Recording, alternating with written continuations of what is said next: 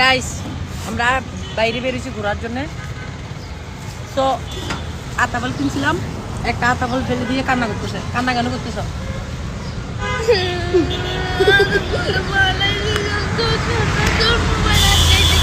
আতাবল পরে গেছে, কান্না করতেছে।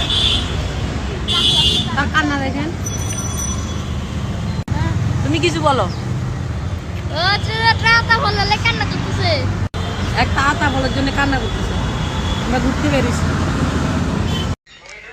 এই এই এই তুই কি করতেছস? হ্যাঁ, কি করতেছস তুই এখানে?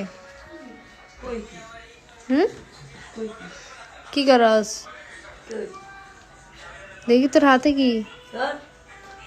বুইরা, হ্যাঁ বুইরা, তুমি গোসল করতে যাও নাই এখনো?